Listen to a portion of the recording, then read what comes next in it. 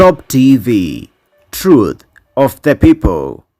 All right, we're just in time for Capital Desk Live on Top TV Kenya. We have quite an amazing show for you, including the debate on the hike on fuel prices with the cabinet secretaries for petroleum and mining, as well as energy, failing to appear before the Energy Parliamentary Committee to explain the reason as to why the fuel prices were hiked. That and much more in our today's bulletin. But first things first, we take a look at the NSA performance as well as the money markets.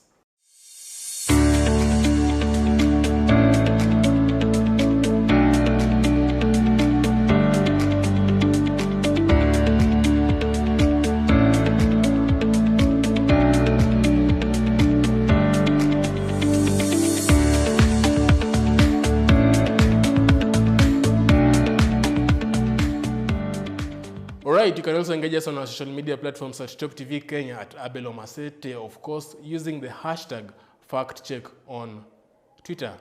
To get us straight into it is that public service vehicles plying the trade in Nairobi will from Saturday pay between 1,630 shillings and 5,000 shillings more of seasonal parking following the easing of COVID-19 protocols to allow them to carry passengers at full capacity. The Kenya Revenue Authority KRA has ended the discounted seasonal parking fees it had been charging the PSVs due to the effects of the pandemic. Matatus in the city have been paying discounted rates after the order to have their carrying capacity as part of health measures to contain the spread of the virus. For the ticket, 14-seater PSVs have been paying 2,000 shillings.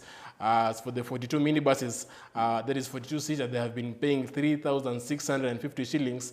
And for the 62-seater buses, they have been paying 5,000 Kenya shillings. Moving on is that a parliamentary committee has rejected the creation of special fund to ring-fence cash for repayment of maturing debt, dealing a blow to government plans to ease future cash flow pressures. The National Assembly Committee on Delegated Legislation shot down the Public Finance Management, that is of course Sinking Fund guidelines of 2021, which could have created the special fund for debt servicing on grounds that the regulations lack the input of Kenyans. The Public Finance Management PFM Act 2012 requires the Treasury to get the green light from lawmakers to set up the sinking fund. The Treasury had targeted utilizing the fund to pay off maturing loans, buying back bonds when interest is low, and retire some of the debts retire some of the debts earlier to avoid higher costs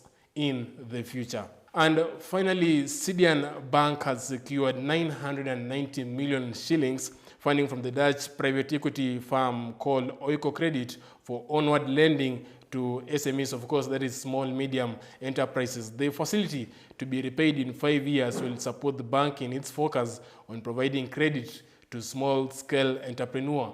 The funds are part of the bank and Dutch PE firms' efforts to boost funding of small businesses often facing obstacles in accessing credit. The partnership will support the growth of small businesses through the provision of guarantees for the bank's customer loan facilities.